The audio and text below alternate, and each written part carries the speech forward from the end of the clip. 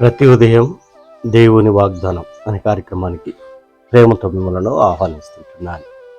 ఈ ఉదయకాల సమయంలో దేవుడు మన కొరకు ఏర్పాటు చేసినటువంటి వాక్య భాగము లూకా సువార్త 21వ అధ్యాయము 28వ వచనాన్ని ధ్యానించుకుందాం. లూకా సువార్త 21వ అధ్యాయము 28వ వచనాన్ని ధ్యానించుకుందాం. ఇవి జరగన ఆరంభించినప్పుడు మీరు ధైర్యము తెచ్చుకొని మీ తలెత్తికొనుడి, మీ విడుదల సమీపించుతున్నదనెను. క్రీస్తునందు ప్రేమైన దేవుని బిడ్డలారా, ఈ యొక్క చదవబడినటువంటి వాక్య భాగంలో మనం గమనించినట్లయితే లూకా భక్తుడు యొక్క సువార్తను రచిస్తూ ఈ యొక్క మాటలను మాట్లాడుతూ ఉంటున్నాడు. ఈ యొక్క మాటలు ప్రభు అయిన యేసుక్రీస్తు అక్కడ ఉన్నటువంటి శిష్యులను ఉద్దేశించి యొక్క మాటలను మాట్లాడుతూ ఉంటున్నారు. ఇవి జరగక మునుపు, ఇవి జరగనారంభించినప్పుడు మీరు ధైర్యము తెచ్చుకొనిడి, మీ తలెత్తుకొనిడి, మీ విడుదల సమీపించున్నది. ఇక్కడ యేసుక్రీస్తు రెండవ రాకడ గురించి తన శిష్యులతో మాట్లాడుతూ ఉంటున్నాడు. ఏమి జరగక మునుపు అనంటే, రాజ్యం మీదకి రాజ్యము, భూమి మీదకి భూము, మరి అనేక విధాలుగా మరి యుద్ధములు, భూకంపములు ఇవన్నీ జరుగుతాయి. ఆయన రెండవ రాకడలో ఇవన్నీ కూడా జరుగుతున్నట్లుగా మనం చూస్తుంటున్నాం. అంత మాత్రమే కాదు, నా నిమిత్తం మీరు మనుష్యుల చేత దేశింపబడుదురు. ఆయన నిమిత్తము, యేసుక్రీస్తు నిమిత్తము మనుషుల చేత ద్వేషింపబడుదురు, కానీ మీ తల వెంట్రుకల్లో ఒకటైనను నశింపదు. దేవుని యొక్క చిత్తము లేనిది, దేవుని యొక్క ఆజ్ఞ లేనిదే ఏవి కూడా జరగవు అని తన శిష్యులకు ధైర్యాన్ని మరి ఇస్తూ ఉంటున్నాడు. క్రీస్తునందు ప్రేమైన దేవుని బిడ్డలారా, దేవుడు ఈ ఉదయకాల సమయంలో మనకు ఇస్తున్నటువంటి వాగ్దానం ప్రాముఖ్యమైనది. మీరు ధైర్యము తెచ్చుకొని మీరు తలెత్తుకున్నది. ఎందుకనగా జీవం కలిగినటువంటి, జీవాధిపతి అయినటువంటి, సర్వశక్తి కలిగినటువంటి దేవుడు మనకు తోడుగా ఉంటున్నాడు. మనము భయపడన అవసరం లేదు. ఎందుకనగా దేవుడు మన పక్షమున ఉంటున్నాడు, మనతో ఉంటున్నాడు.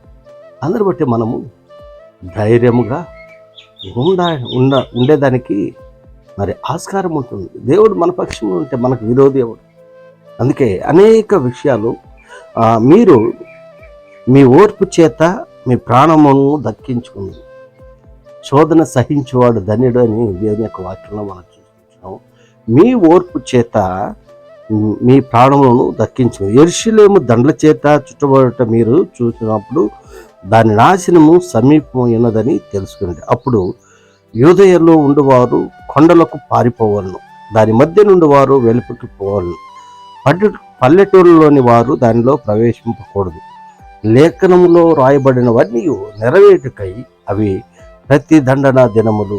ఆ దినములలో గర్భిణులకు పాలిచ్చే వారికి శ్రమ, భూమి మీద మిక్కిలి ఇబ్బందియు, ఈ ప్రజల మీద కోపమును వచ్చును. వారు కత్తివాత కూలుదురు. చెరపట్టబడిన వారే సమస్తమైన అన్ని జనుల మధ్యకు పోవుదురు. అన్ని జనుల కాలములు సంపూర్ణము వరకు యెరూషలేము అన్ని జనుల చేత త్రక్కబడును. మరియు సూర్య చంద్ర నక్షత్రముల సూచనను, భూమి మీద సముద్ర తరంగముల ఘోష వలన కలవరపడిన జనములకు శ్రమ కలుగును. ఆకాశమందలి శక్తులు కదిలింపబడును గనుక లోకము మీదకి రాబోచున్న వాటి విషయం భయము కలిగి మనుషులు ఎదురు చూచు ధైర్యము చెడి కోలుదురు. అప్పుడు మనిషి కుమారుడు ప్రభావంతో మహామహిమతోను మేఘారూఢుడై వచ్చుట చూచుతురు. క్రీస్తు యొక్క రాకడకు సాదృశ్యాలు, ఆయన రాకడకు ముందు జరిగేటువంటి కార్యాలు ఇవన్నీ జరుగుతూ ఉంటున్నాయి. కాబట్టి మరి ఎన్ని జరిగేటటువంటి సందర్భంలో మీరు ధైర్యం తెచ్చుకొనిడి, మీ తల ఎత్తుకొనిడి, మీ విడుదల సమీపిస్తున్నది. ఎవరైతే ఆయన రాకడలో ఆయన్ను ఎరిగి, ఆయన్ను నమ్మి, ఆయన ఎందుకు విశ్వాసం ఇస్తారో వారందరికి కూడా విడుదలను దేవుడు కలుగు చేస్తాడు. మరి ఆయన నమ్మినటువంటి వారికి ధైర్యం మరి ఆయన ఇస్తూ ఉంటున్నాడు. క్రీస్తునందు ప్రేమైన దేవుని బిడ్డలారా, మరి దేవుని నమ్మినటువంటి బిడ్డలుగా మనం ఉన్నప్పుడు మన ధైర్యంగా మనం ఉండాలి, మన తల ఎత్తుకునేటువంటి వారిగా మనం ఉండాలి. ఎందుకనగా దేవుడు మనతో ఉంటున్నాడు, దేవుడు మన పక్షంలో ఉంటున్నాడు. యువతి కాల సమయంలో ఈ వాగ్దానాలన్నీ కూడా మీకును మీ కుటుంబాలకును ఆశీర్వాదకరంగా దేవుడు మార్చునుగాక. ఆమేన్.